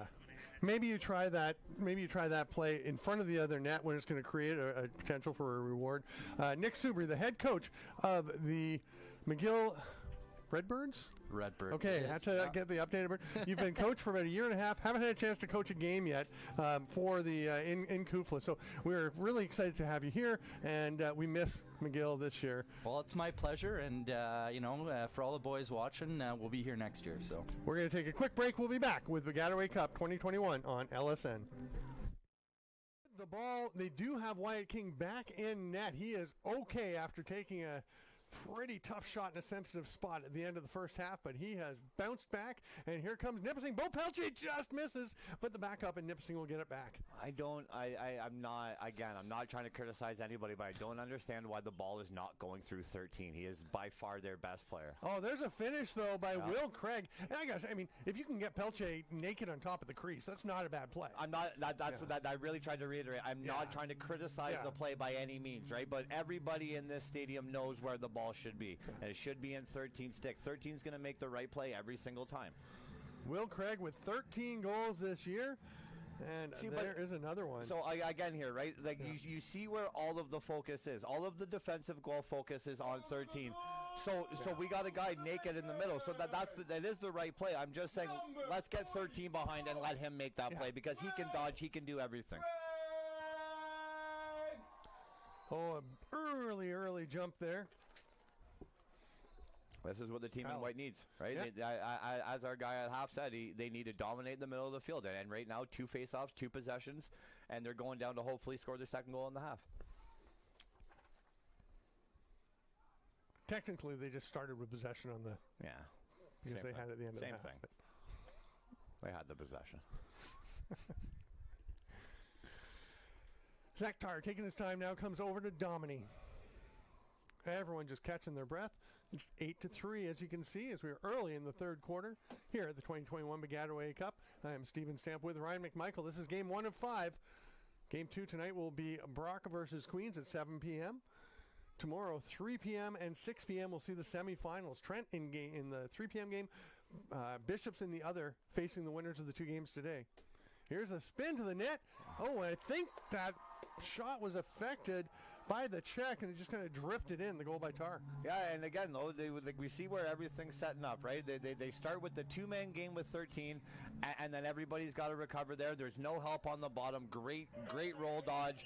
And I don't know. I think the goalie just thought he was going low, and he just kind of floated her high, right? But, good setup, good offensive structure there. They're finally attacking with their 2-man game, which is where their success is going to be. Their success is going to be trying to free up 13, let them go, let them play, and then when they try and adjust to where 13's going, then it take advantage of space. And here we go again, another possession for Nipissing in the middle of the field. Huge momentum swing for the Lakers. That first goal have now some trouble. Oh, what a great move by Tar, though, to get out of the double team. Tries it again. Gets a lucky bounce there, and he needs some help. And there it is. Dominique comes to the rescue. Yeah, got to attack. On Mitch Ogilvy. Those are my players of the game so far. And there's Dominique switching hands, jumping, and he is pulling everybody in. I love that. Telly says, guys, come here. Let's all celebrate this together. And he's almost telling everybody, like, don't worry. Hey, don't worry. I got you. Hey, everybody jump on for the ride, right? Jump on 13's back. Let's go for a ride. And these are our 2 players to watch. What a great matchup. But Scott Dominique just showing how dominant in this Kufla game that he is, right? Switches hands. We don't see that too much in the Canadian game. Switches hands, goes right side, buries, bounce shot, low to high. And they talk about sticking your foot in the ground. Boy, did he change directions. Ogilvy just couldn't stay with him on that turnaround, the spin. Not too many guys are, right? That's a hard planned and a hard direction change right there. And what a different game than we had 4 minutes ago. It is now 8-5. The Lakers with all kinds of confidence, all kinds of momentum. And a big Great hit check. there. Love that check by Cole Cook. Check. And here come the Griffins trying to grab some momentum back, but it bounces away. Still on the turf, and now it is snagged there. It's going to be Connor Watson getting. He's just going to run into some space and slow things down. They'll get their subs made. Yeah, Guelph needs to take a break. We can see the coach up in the hands yelling, yellow, yellow, yellow, right? Everybody slow down. Let's get our offensive set together. Let's get our structure together, and then let's get back to our strengths, which is attacking low, attacking low. Sam Kosakowski, the head coach for Guelph, a veteran coach in this league. He has done some really good things with this Guelph program. A lot of these Canadian programs, right? A lot of these coaches. I don't think a lot of people recognize how much time is put into these, almost volunteer jobs, basically, right? Doherty on the run. That's on the outside. Yeah, it's so much effort, so much commitment and dedication from these coaching staffs. Quinn Harding will just toss it back to Wyatt King, and we've seen some pressure on the ride, but Guelph now fairly content to sit back and let King go for the slow trot. And we've seen a lot of this from Nipissing. Just they're not. Your time. They're not in a rush, right? We see how fast goals can be scored in this game. We're 6 minutes into the quarter. We've already got 3 goals, right? So goals can come fast and furious, and it's all about possession. It's all about control. It's all about using your lacrosse IQ. Oh, Zach Tar, great feed through. Here's a chance on the crease. Oh, it just slipped out of the stick of Davis Prince. Flag is up.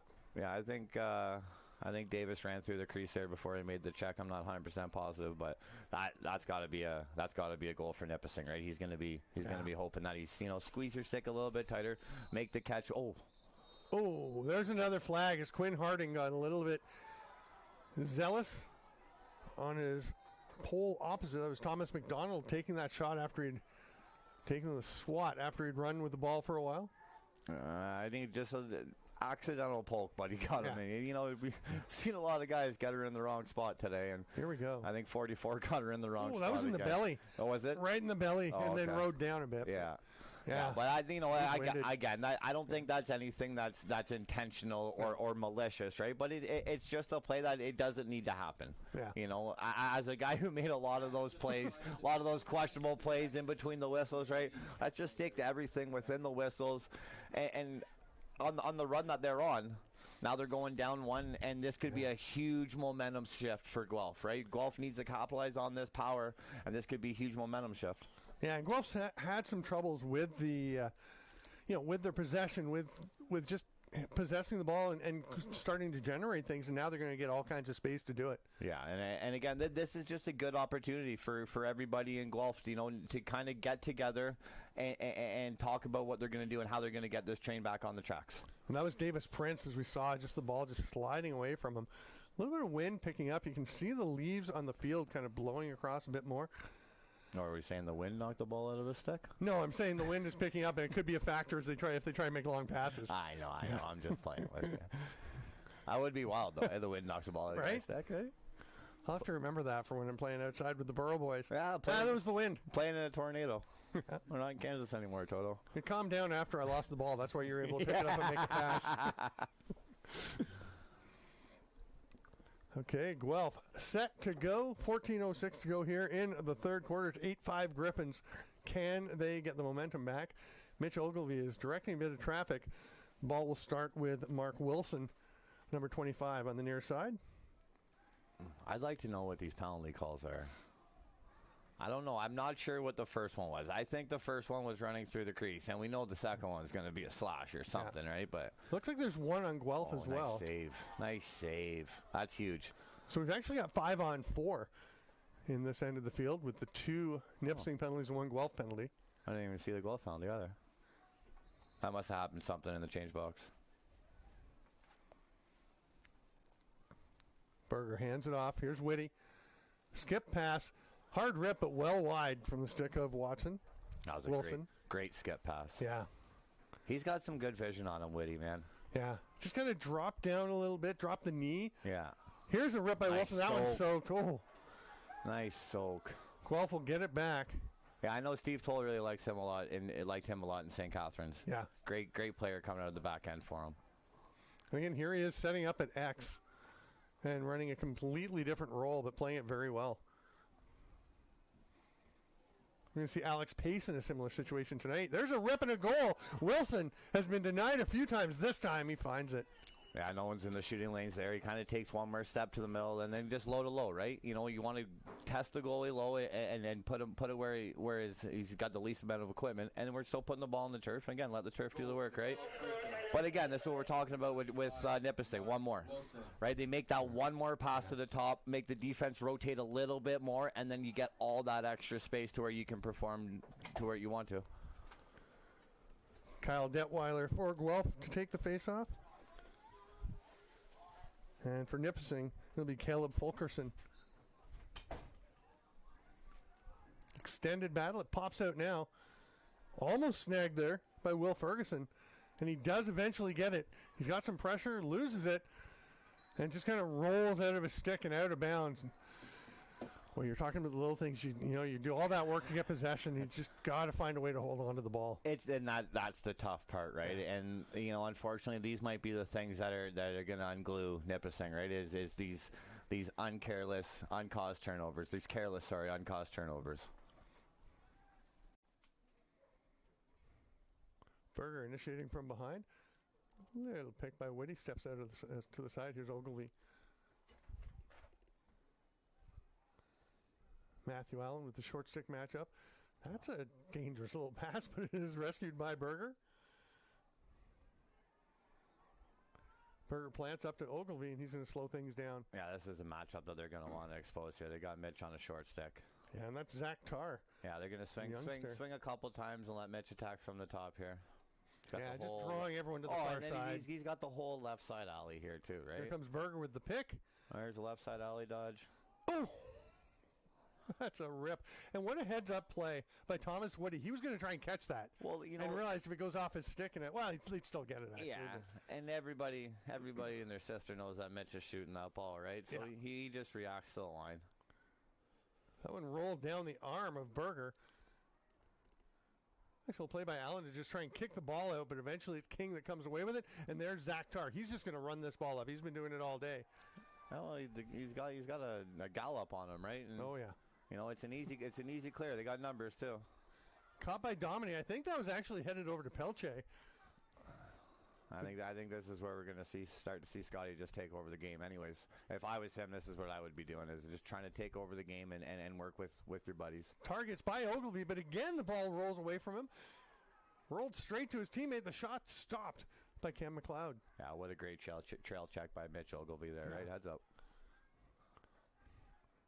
Make the easy pass ahead. Bryce Dennis, a little challenge on the catch, but he had lots of space and time to adjust. Now he gets the ball back and just runs past it, and it's scooped up heading the other way, Stefan Haas. Numbers, no. I don't mind that play, though. Just hand it off to Carter Tate, and then we have a timeout. Okay, and Carter, I was wondering what was going on, and Carter Tate was saying, "Sir, they have my stick and they won't give it back." I think so. Somebody gave him a little stick tap on the way by, and he dropped it, and he wasn't overly happy. But I don't think anybody's calling that in the quarterfinals right now, right? No. We're a little past the midway point of the third quarter here. I'm Stephen Stamp with Ryan McMichael, bringing you the 2021 Piscataway Cup on Lax Sports Network from lovely North Bay here on the home of the Nipissing Lakers. It's a pretty cool little facility. My first time getting a chance to see this. I know you got the music going and you're dancing a little. We got the boy over here. He's rocking some tunes. Everybody's happy, having a good time. You know, our little Friday Night Lights action happening. It's not every day you hear Jay Giles Band these days, but it's a good day when you do.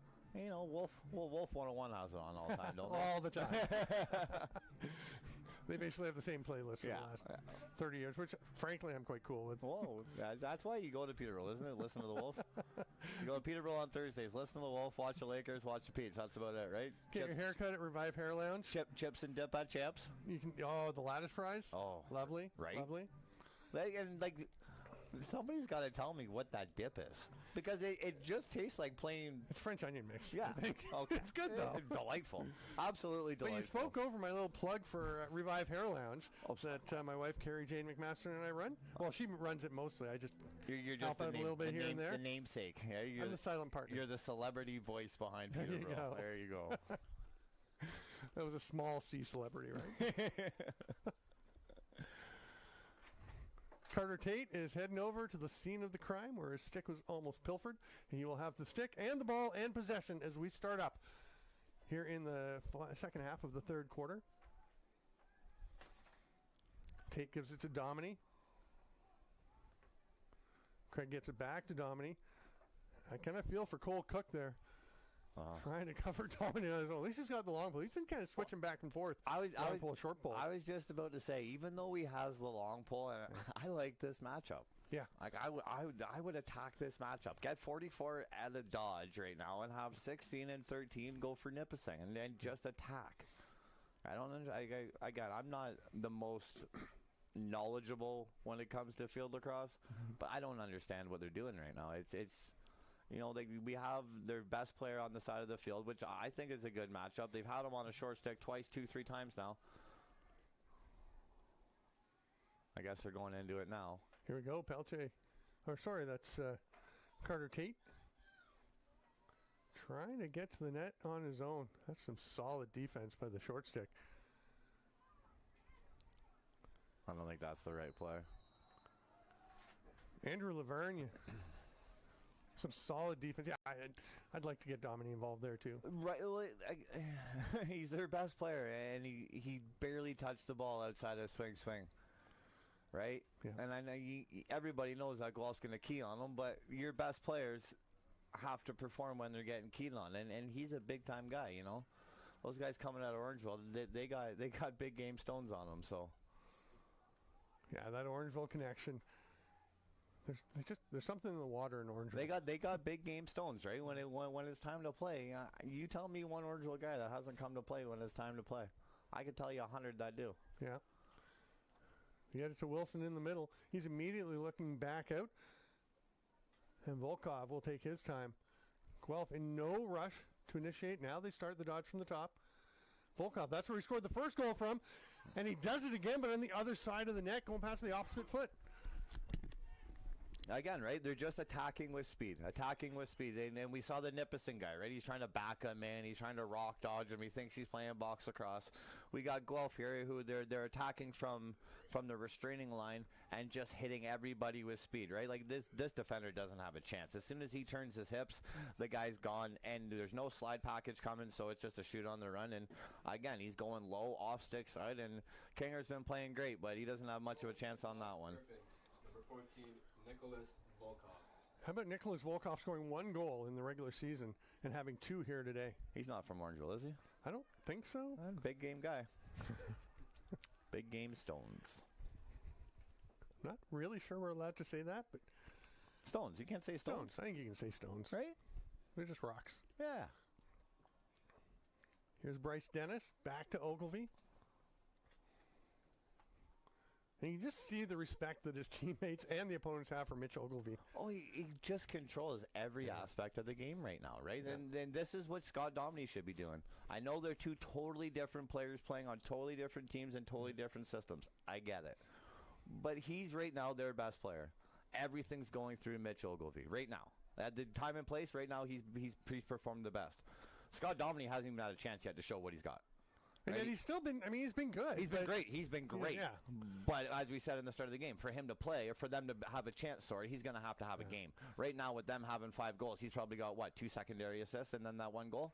Pass didn't connect with Berger in right on top of the crease, but the ball bounced way up high, and it was picked up by Allen for Guelph, and they still retain possession. Here's Ogilvy from behind the net. Changes direction once and twice and comes back out. Hits the cutter. Oh, nice job. Great stick, 26. That's Frank Longo with the play. Oh, but Guelph gets it back. They're immediately on top of Nipissing anytime there's a turnover. Oh, their bees on honey right there, right? As soon as the ball went down, everybody in red just swarmed to the guy in white. And again, Guelph will set things up, get people where they want them to be. Playing a 3-high stack. Attack from low and look for a slide. Connor Watson, again, the lone man behind GLE. He's facing Longo. Oh, foot save, and Wyatt King is having a tough day. That one looked like it got him right in the instep. Yeah, it's a great foot save. Penalty coming. He's taken a couple of shots in places where he's got 0 to little padding, right? That one on the inside of the foot, he's going to feel that in the morning. Yeah. Longo takes the penalty. He's off to the penalty bench. See if Guelph can take advantage and extend this lead.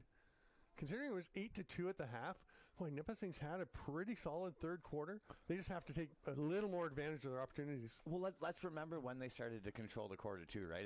They were dominating in the middle of the field, as Nick said at halftime, right? That's going to be a huge key to every single game this weekend is dominating the middle of the field, and that's what Nipissing was doing. And to dominate in the middle of the field, then that means you can. Mitch Ogilvy, low to high. Oh, that's one where if it was raining, there would have been mist flying off of that net. It's what do you say about that shot, right? It's beautiful, absolutely beautiful. Low to high. He goes bar Mexico. You can't ask for much more than that. But it's just the little things again. Is Nipissing? It's just killing them, right? Like the slash there. It's a little bit soft, but you're coming from behind your head and you're hitting the guy, right? They're going to call that every single time. And then you can't give Mitch Ogilvy that much space. I understand that it's a power play, but he's scoring that 9 out of 10 times. Yeah, pick your poison. Mitch Ogilvy's not the poison you want to pick. No. And again, as I said, at the start of the game, he dominated us 3 years ago in high school, right? He's a big game guy. He's a Borough boy. He's a big game guy. He likes these high-stakes situations, right? And he's performing, and he in my opinion, he's their best player right now. Cam McLeod's not having the game that he's having. He's probably my pick for game MVP. Yeah. I'm still on Ogie, I think, for the player of the game. But with this quarter that Nipissing's had, then that kind of takes a little bit away from Clowder, right? But you got to remember too that let's take that second half into consideration. Clowder kept them in second it. Quarter, it would have been a lot closer. Second quarter, Clowder kept them in, right? So a lot of lacrosse left. Berger to Whitty, picked up by Harding. There's Watson on the far side, comes back over to Volkov, and this is Doherty. Attack with speed. Little hesitation, and then he goes, but he's pushed wide. Nice positioning there by Tyler Poole. Yeah, we saw that slide guy in the middle too, right? He just kind of hedge-stepped him up, and it kind of made him make a little bit of an adjustment to his dodge. King with the outlet pass. Thought there was some pressure coming on Tar, but that is respect right there from Mark Wilson, recognizing that if you go too hard at Tar, he's going to run right past you. And a couple of fans in the front row are looking for the penalty on the tap to the face mask, but Tar is just running through people. There you go. I was going to say, don't try and do too much, youngster. No, he just gave 14 the old see you later too, eh? Got the crowd up. Maybe Nipissing can capitalize for a little bit of crowd momentum here, but they're going to have to start chipping away real quick here. Yeah, just over 2 to go here in the third quarter.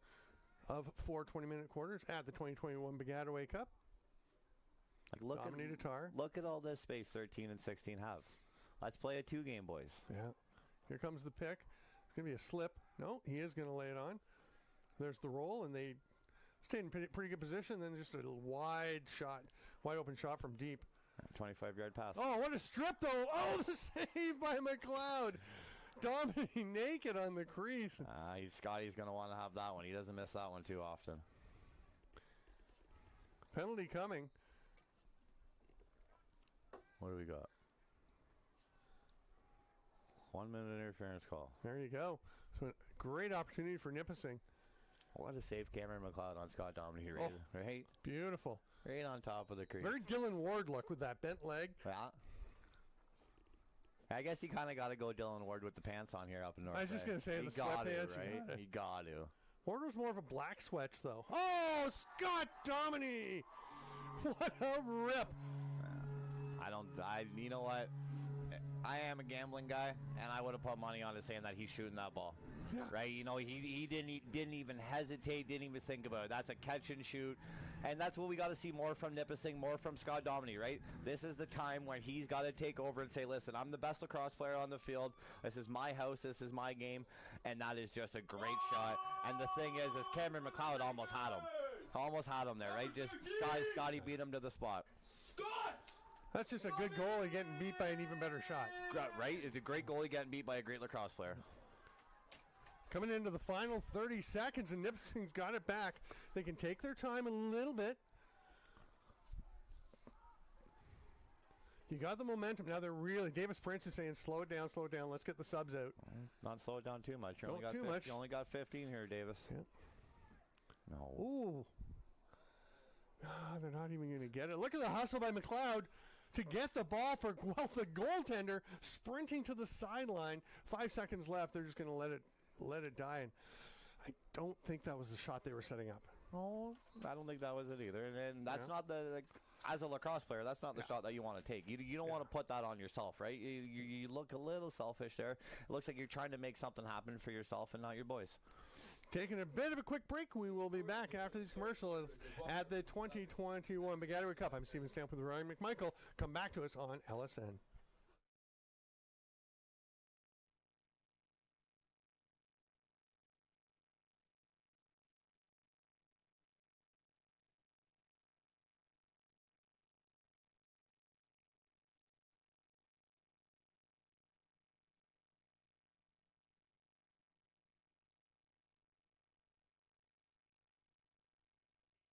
Oh, I know, but Rochester doesn't play this weekend, so what's the plan? Sorry. Welcome back, lacrosse friends, to the 2021 Begataway Cup. I'm Stephen Stamp with Ryan McMichael. We've got 20 minutes to go. It's Guelph 11, Nipissing 6. Can the home Lakers come back? We'll see. 5 shots, 5 goals, right? Lots of lacrosse. Need this one, though. Owned by Guelph.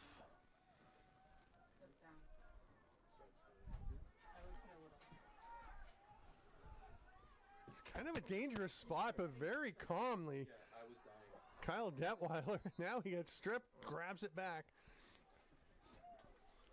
And it's a turnover. Possession given to Nipissing. Yeah, I know that's a procedure call, right? Playing without equipment, but I'm not too sure what they want him to do there. Yeah. Like he dropped his stick, he took one more step, and then that was it. And they call him for, I understand it's the rules, and they're calling the rules, but what... As a lacrosse player, what else are you supposed to do? You know, you're making a dodge, and you get stripped. Like, you're just supposed to stop. Yeah, you go get your stick. Yeah, right. You got to go back towards your stick. Like, that's where the ball is. Yeah. Wyatt King with the pass across to Harding. They find Tar. He's right on the center line and dancing along there. Ogilvy with all kinds of pressure. Nice job by the youngster Tar to get that one handed off. Here's Pelche finding Prince. Every possession is key right now for Nipissing. Mm-hmm. Like you said, they're 5 shots down, but right, got to make them count. 5 shots, 5 goals. But the way that they're playing right now, it's going to be, and Guelph's playing great defense, right? So it's going to be tough for them to get the 5 shots. But 5 shots, 5 goals starts now. Nice D by Ogilvy. Just stands up Tar. So solid on his feet. Great positioning, great footwork. Other than that one time he ran about 3 steps past Domini, but that was, as we said, a hard pivot. Well, and he comes from good defensive stock, right? Like, right? Andy Ogilvy is one of the greatest defensive players in the history of the NLL, and then that's his uncle. So yeah, and one of the toughest. Oh, yeah. Domini on the offside just misses. They'll get the backup. And Andy actually coached Australia 2 years ago at the World Juniors.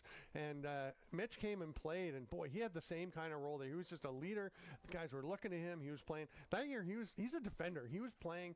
He was running the power play for the Peterborough Lakers because they were really short on offensive players. And, man, he can do it all. Now they're saved there by McLeod on Domini, who's trying to make it happen. And, you know, you can't fault him for that, right? You know, he's the horse, right? And everybody's jumping on his back right now. So let him try and create, and let him, you know, if he wants to force a shot, I'm okay with that, right? It's just when the other guys are forcing instead of going through 13, that's where my problem lies. Another foot save by Wyatt King on the shot from Watson. Guelph just getting the backup, and Berger will initiate. Late substitution, Nipissing. They missed him. Keegan Reddy racing in. I think Wyatt King might be hurt here because he's laboring, just trying to take that step towards the ball, right? If I'm Guelph, I'm attacking that outside foot. Harding I don't know if he was aware Whitty was steaming down on him, and now the ball's loose. He gets it back and kind of dangled it out there for Whitty, but he did manage to get the pass over to King. But, I mean, you said every possession is critical, and it is, but that's like 30 seconds in their own end. And then the push from behind, no call. You're throwing your fan flag? I'm throwing my imaginary flag. Yeah, I thought he might have got him a little bit upstairs. Oh, what a battle in the pass in front. Great goal. Davis Prince finishes. What a play by Carter Tate. He's having quite a second half here. Yeah, Tate pushing pace in the middle there. That was huge, and you got to give Davis a little bit of love, right? That grab, that's a big game grab, big game spot, right? But here it comes. You know, right here is where I thought the flag should have been. But, you know, get out of trouble. Look, make the right play. There it is. What a grab, right? Toes the line, puts her low. You know, 4 shots. Let's go. 4 shots. We got a game. Nice finish, but like you said, the catch was the thing there. Oh, the finish is that. That's routine. Yeah. Right? That's a routine finish by a lacrosse player. Set up by the That's routine. But the catch is something that you really got to look at, right? Extends, puts himself in a very vulnerable position with the slide coming across, and then, you know, buries in a time where he had to score that. He doesn't score that, that's game over. He had to score that. At the other end with the ball on the ground, Quinn Harding almost with a spectacular play. Number 1 for Nipissing just reached out between the 2 Guelph players and tried to grab it with one hand and kind of tap it around them and swing around, but they did get it back. And here's Ogilvy, watched up top by a wary Eric Menhart. Yeah, you gotta be noticeable gotta be noticing where Mitch Ogilvy is on the field right now. And you can't run at him. No, let him run at you and just play good body position defense. Gets away from Wilson. It's going to be a battle at the half line. Wilson, nice job to get that ball and flick it up ahead before he stepped over center. I'm thinking a little bit more ahead there. Is the wise play was the D guy just not going for it, just pushing a little bit more towards the offensive zone, so we're not worried about the back over. Yeah. Now that we know that there's a back over. There you go. Look at that. You learn a new thing every day. Oh, Mitch Ogilvy, the beautiful pass from Wilson, and what an elegant finish from Mitch Ogilvy. Yeah, and that's where our twisters are okay. Yeah. You know, you're right dead in the middle of the field, and that's the only spot you got, right? You know, but it's a good hard dodge up the alley, and then you just notice Mitch just follows the play, right? Like he's not trying to do too much. He's not trying to make it known that he's going. He just slides in that side door, follows the play, and he knows where the slide's coming from. Get on the slide guy's back, and there you go. Nature abhors a vacuum, and so does Mitch Ogilvy. He will fill it. You're telling me I got frickisms, and you're throwing that out there. Thank you. I think. What a draw by Scotty. Oh, and just here clean. He comes. He is going to shoot that. Oh, great trail check. Who was that? Was that Ogilvy again? I'm not sure. Whoever it was, great heads-up play because Domini was loaded for bear. Yeah, he was cocked and loaded, right? But you can't give up on the play, and that's what these guys are doing in Guelph right now, right? They're not giving up, and they're going. Ogilvy all the way back behind GLE. Davis Prince watching him, and will just backpedal like a free safety. Yeah, I'm not sure that's the smartest play right now. I'd push him a bit. Yeah, 13 minutes. He's been on the field for more than 3/4 of the game. Yeah. Right? You got to think his legs are going a little bit. So They never do, though. And he doesn't look like the most athletic guy, no. but he never seems to get tired. He is incredible. Right? He's got a little bit of Shawnee in him, too, right? Sean Evans, Yeah, little, I'm not saying. The little edge. The little Shawnee, right? Yep. He's got a little bit of, not a little bit of jam. He's got a lot of jam. Right, but he just goes and goes and goes, and right when you think he's going to gas out, it just he hits that next gear. Speaking of Shawnee, did you see a little highlights of him? He looks fast this year. Does he? Shawnee, I saw him burn a guy in the Buffalo scrimmage. He looks fast. His feet are so good. And I mean, he's one of the smartest players you'll ever see. I love me some Shawnee Evans. Yeah. To me, the thing about Sean Evans is he can have 3-4 guys on him. You think he's holding the ball too long, but he is aware of where everyone is and when to make that pass. Well, that's because he's had 3-4 guys on him his whole life. Yeah. Steve, Scott, and Paul. That is an excellent one, Frick. Oh, McMichael's Evans is. We go back, eh? Watson. We go back. Watched here by Poole. 12 and a half to go. Now Watson starts to initiate. Comes to the near side.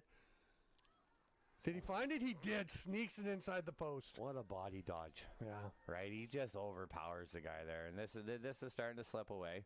But there's a lot of time left. But they did just look at everything Guelph's doing, right? They're just banging from the bottom, attacking from the bottom, attacking short sticks. And, 24 doesn't have a chance right now, right? He just lets the guy take one step north of him, and you're not going to be able to recover from that. So, what are you thinking here, though? Does Guelph start to think about tomorrow and start to pull back a little bit? Hey, Mitchie, go sit in the middle of the bench for a little bit. Hey, Whitty. Take some time. Hey, Whitty. Why don't we, take a couple of shifts off, right? Because as we say, 3 days, that's a lot of lacrosse. It is. I see a middle ground where they stay out there, but back off a little. Don't necessarily get quite as involved. Now, Ogilvy is on the bench now, is he not? I think he has gone to the bench, so a bit of a break. Whitty's still out there. Now, Whitty's playing attack. He gets plenty of time to rest. Attack guys don't need rest. Attack guys don't need to rest. They're resting most of the game. 7, Connor Watson.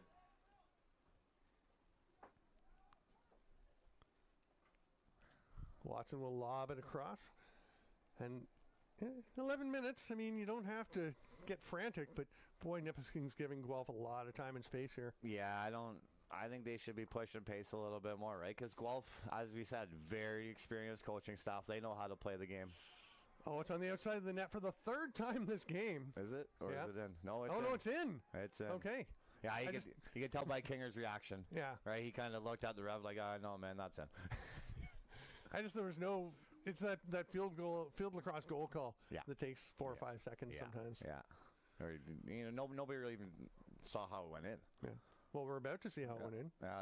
See, that's one Kinger's going to want. That's why he wasn't too happy with himself, right? Just a quick cut to the side. We're going up the right alley, and he's just putting it low right on stick side. Berger again. Big game for him. Yeah, Mitchie Berger having one. Guelph Griffins. Number 1, Michael Berger. Nipissing's got to be coming out with possessions, and that's a big-time win there by Kyle Detweiler. He's been solid. Yeah, he has been, and then the only times he's having trouble is when Nipissing's throwing 13 in the draw, and for some reason they're not doing that in the most important spot. Yeah, I think at this point maybe just send him for everything. Send him for everything. What are you saving it for? Scotty, you're not in camp this weekend. Yeah. You got nowhere to go tomorrow. Leave her all out on the field, right?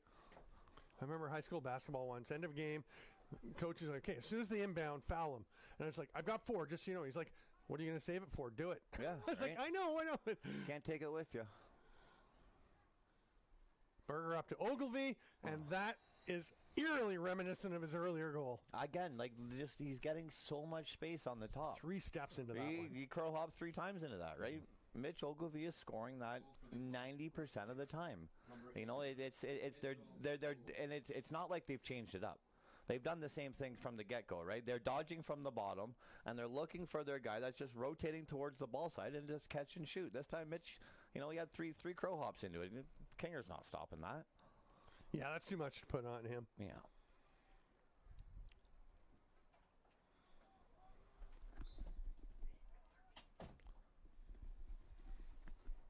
Here's one for Nipissing, right? So now they got to get going, right?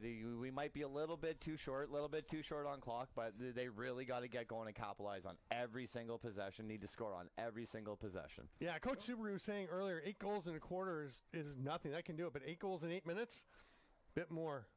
That's a pretty good shot there by Carter Tate, but just on the outside, and it's swallowed up by Cam McLeod. Yeah, good shot, good location, yes, but timing. You got a change coming. You got 2 guys coming from the change box right now, so that means that they have 2 extra guys on the field, right?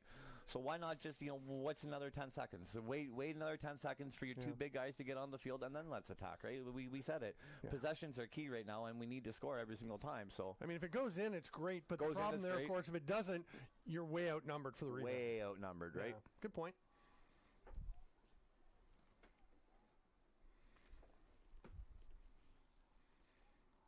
And again, Guelph is just going to just stay up top for a while. Now they go down to Berger. But just look how open Nipissing is right now, right? They got no pressure on the ball, and everybody's just high. Who's helping? They got nobody to help. They got Berger spins away, looking for passes, weren't there, so he's just going to bury. That's I think his 4th of the game. Yeah, he's having himself a night, right? But unfortunately for Nipissing, 22 kind of lost his feet, went for a little bit of a slide, but nobody is there to help. 0 people are there to help, right? So something does happen like this, and he does take a slide and lose his feet.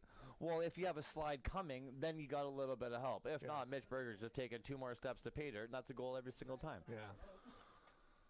Remember, Game 2 of today's Friday quarterfinals will be the Brock Badgers and the Queens Gales at 7 p.m. live right here on Lac Sports Network. I'm Stephen Stamp with Ryan McMichael. We'll have all the action for you all weekend.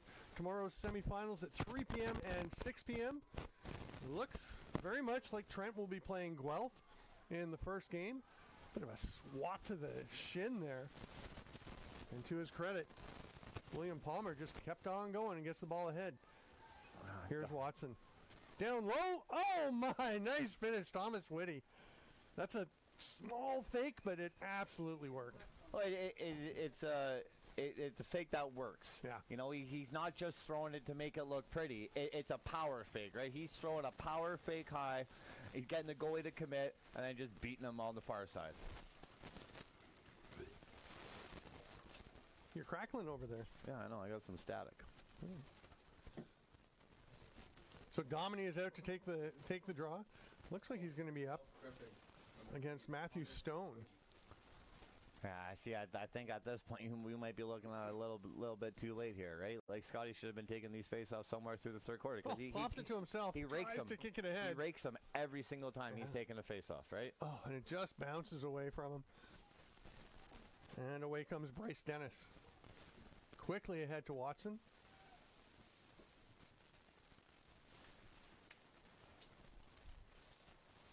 This is just going to be a possession game now for Guelph, I think. Josh Janda trying to get up. I mean, here's some pressure. Josh Janda is up outside, past the restraining line, but pressuring Watson. At 5 minutes in the fourth quarter, down 10, they're finally doing it. I didn't say it was the right time. Well, a little too late. Yeah. And here, this is the pass that they got to start to take away, is the adjacent. That one gets away from Ogilvy. Scooped up there. Here comes Tegan Reddy and out of bounds. That's just unfortunate. He got a little. That's a tough one. Little happy feet, I think. Bo Pelche, all kinds of pressure on Matthew Allen, but Allen gets himself into the offensive zone. I'm surprised you haven't had a slip up yet. Matthew Allen and Mac Allen. There you go, right? I know you've thrown a lot of Mac Allens out there in your day, so. He was one of the all-time great defenders that I've seen play. Like, just one of the toughest guys. But you want to know the great fact about Mac Allen? I do. He didn't start playing lacrosse until his second year of junior. Wow. And like Mark Steinhaus-esque. But 3 years later. Well, there you go. And then we're throwing Mac Allen in talks of one of the best defensive players. Like the guy made Team Canada. I have a story about Mac Allen that you won't like. What, when he jumped me in the 2012 Mann Cup? Close. Mac Allen in that Mann Cup when Langley won the first 2 games, and Ethan Iannucci was being a problem for the Lakers, and he was talking in the bar after the game, and we're saying, wow, Iannucci's tough to handle. And Mike Allen said, won't be an issue. I've got him now. Oh, yeah. And that was a difference maker. I mean, Nucci did okay, but Mac Allen makes a difference. And he jumps guys occasionally. I think Gardonio calling back 5 in the Oh, third period come on. had a little bit more something to do with it, but who am I to be biased, So right? bitter. Oh, who's better? I'm just facts. Just stating facts. Gooner, I love you. I'm just joking. Guelph taking their time. They may not shoot again in this game. Honestly. I don't know why you would. Yeah. There's 0 point to it. You know, They're going to shoot yeah. Wilson. Yeah, I would, again. Oh, sorry, Volkov. Yeah. The Burlington lad. Thanks, JD. Yeah, JD coming in clutch with that. Thanks, buddy. Yeah, I think this is just one where Kinger knows that this game's kind of over. Yeah. You know, he's putting in an effort, but I think if this is the first quarter, Kinger makes this safe. But you know, what are you gonna do? You're down 11, 3 minutes to go. He gets it. Yeah. And, you know, speaking of Jeff Dowling, the coach for Ireland, I just want to say, if you happen to be watching Zabo family, I don't know if you would be today, Brendan and Patrick, who played for Ireland. Brendan played for Canada at World Juniors, and they lost their mother, Alison Parker Zabo, 2 days ago to breast cancer after a 12-year fight. She was a courageous woman and honestly one of those people that give lacrosse a good name. Just tremendous family and tremendous leader she was in that family. And, you know, rest in peace, Allison. And to the boys, we're sending our love out, and we're really sorry for your loss. Yeah, it's always tough, you know, losing a good member of the lacrosse community, but I'm sure the lacrosse community will rally around these folks, and you know, we do wish you all the best, and you know, it's a long road ahead, but you know, stick with it and keep fighting the good fight. Yeah. Ball comes across. Nice catch there by Bryce Dennis. He's going to split dodge, go to the net, and pulls out. Good decision. You could see he was thinking shot. I'm pretty sure Sam Koskowski's thinking, Bryce, you do not want to take that shot right now. Yeah, you know what it is too. Is a lot of these guys I don't think see a lot of field throughout the year, right? So they're seeing pay dirt, so they're going to take their shots, and you can't hate on them for it. Here's Doherty. What a swim move, but the leg save by Wyatt King, who is still competing out there, and he is banged up. Oh, that left foot is going to be a problem for this kid tomorrow. He's just sticking it out there every single time.